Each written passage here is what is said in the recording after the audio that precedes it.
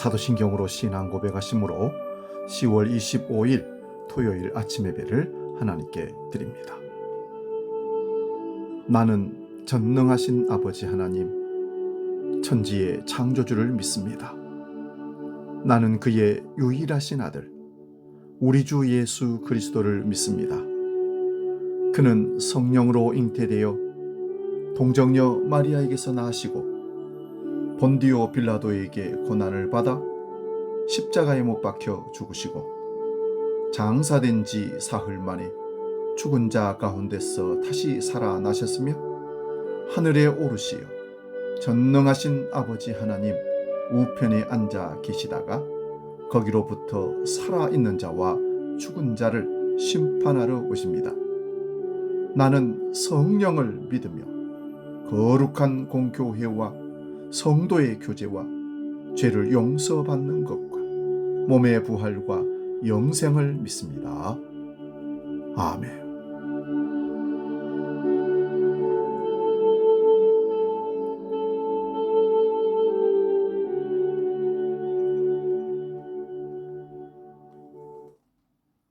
찬송가 491장 저 높은 곳을 향하여 함께 찬송합니다.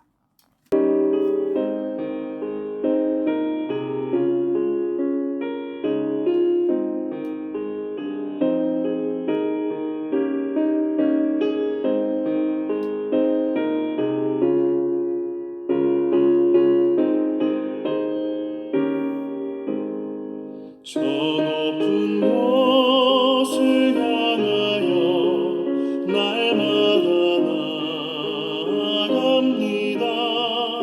내 뜻과 정성 모아서 날마다 기도합니다. 내 주여 내 맘 붙드사 그곳에 있게 하소서. 그곳은 빛과 사랑이 언제나 넘치옵니다.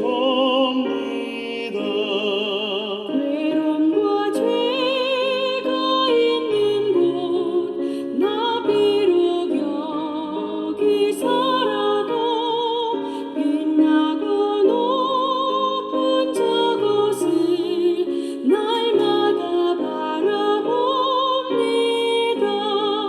내 주여 내 맘 붙드사 그곳에 있게 하소서. 그곳은 빛과 사랑이 언제나 넘치옵니다. 오늘 우리에게 주신 하나님 말씀은 신약성경 에베소서 5장 18절 말씀 한 구절만 보겠습니다. 신약성경 315면에 있습니다. 에베소서 5장 18절 봉독할 때에 주님의 음성을 들을 수 있기 바랍니다. 지금 봉독합니다. 술 취하지 말라. 이는 방탕한 것이니 오직 성령으로 충만함을 받으라. 아멘. 봉독한 말씀으로 하나님의 목적을 성취하는 인생, 이런 제목으로 말씀의 은혜를 나눕니다. 우리 인생의 목적은 하나님입니다. 바로 하나님께 영광 돌리는 것이 우리 인생의 목적입니다. 그러나 목표는 여러 개일 수 있습니다. 공부를 열심히 하는 목표, 돈을 많이 벌어야 할 목표, 사업을 잘해서 성공해야 할 목표, 이런 목표들이 하나님의 영광을 위한 목적을 향해 세워져야 합니다. 그래야 온전한 목적이 이루어지는 것입니다. 그리스도인의 능력의 근원은 무엇일까요? 신앙생활 가운데 풍성한 열매를 맺고 주어진 소명을 온곡게 감당하는 비결은 또 무엇일까요? 이 모든 것의 비밀이 바로 성령 하나님께 있습니다. 예수님의 제자들에게 일어난 변화를 보면 그 사실을 확인할 수 있습니다.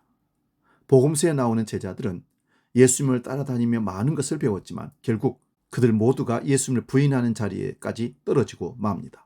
반대로 사도행전에서는 분명히 동일한 인물들임에도 불구하고 그들이 가는 곳마다 복음의 역사가 일어나고 귀신이 떠나가며 병든 자가 치유되는 것을 볼 수 있습니다. 심지어 온갖 핍박과 환난이 있었지만 그 환난 때문에 사역이 막히지 않았습니다.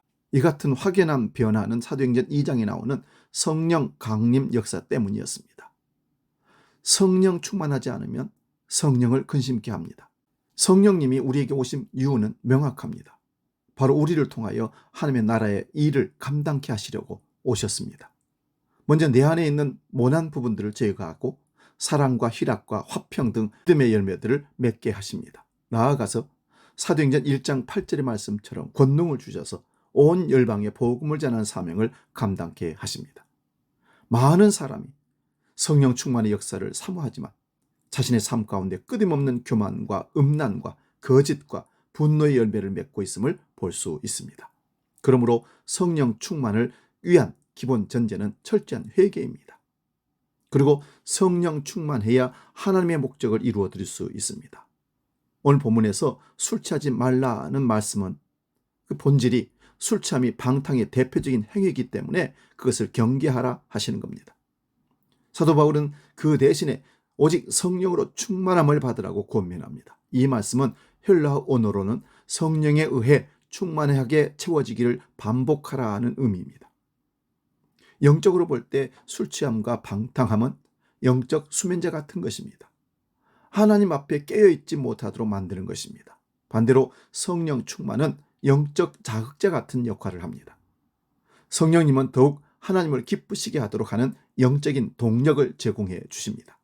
성령님이 임하시면 관계 회복이 일어나고 샬롬이 부재한 곳에 하나님의 평안함이 다스리는 역사가 일어납니다. 그리고 성령 충만할 때 능력 있게 전도와 선교의 사명을 감당할 수 있습니다. 하나님께서 교회와 개인에게 부흥의 역사를 주실 때에는 분명한 목적이 있습니다. 그 목적은 하나님을 예배하게 하기 위함입니다. 여러분, 전도와 선교를 하는 이유가 뭔지 아십니까? 그거는 전도와 선교를 해서 사람들을 모으기 위한 목적이 아니라 하나님을 예배케 하기 위한 목적입니다. 성령님이 임하시면 교회가 새로워지고 성도들의 영혼에 새 바람이 불어옵니다. 그들이 하나님을 사모하며 하나님께 영광 돌리며 예배자로 서게 되는 것입니다. 그럴 때 변화가 일어나고 그 변화를 통해서 또 다른 사람들에게 하나님의 나라와 영광을 소개하며 복음의 증인된 삶을 살아내는 것입니다. 하나님은 사모하는 영혼을 만족시켜 주시는 분이십니다. 누가복음 11장 13절의 약속처럼 구하는 자에게 성령을 부어주신다고 말씀하십니다. 기독교 역사를 보면 하나님께 쓰임받은 인물들은 모두가 성령의 사람들이었습니다. 갈급한 심령으로 성령의 임재를 구하고 찾고 두르실 수 있기를 바랍니다. 하나님의 때에 하나님의 방법대로 우리 영혼을 만족해 하시고 하나님의 뜻과 하나님의 목적을 이루어 내실 줄로 믿습니다. 우리는 하나님의 목적을 성취하는 인생인 것을 꼭 기억할 수 있기를 바랍니다. 기도하겠습니다. 하나님 아버지, 우리가 살아있는 이유, 하나님께서 우리에게 주신 사명, 그 모든 목적은 하나님의 영광 돌리는, 하나님을 예배하는 삶인 줄로 믿습니다. 우리를 하나님의 목적의 사명자로 사용하시고 인도하여 주옵소서. 이제 주기도로 기도합니다. 하늘에 계신 우리 아버지, 아버지의 이름을 거룩하게 하시며 아버지의 나라가 오게 하시며 아버지의 뜻이 하늘에서와 같이 땅에서도 이루어지게 하소서. 오늘 우리에게 일용할 양식을 주시고 우리가 우리에게 잘못한 사람을 용서하여 준 것 같이 우리 죄를 용서하여 주시고 우리를 시험에 빠지지 않게 하시고 악에서 구하소서. 나라와 권능과 영광이 영원히 아버지의 것입니다. 아멘.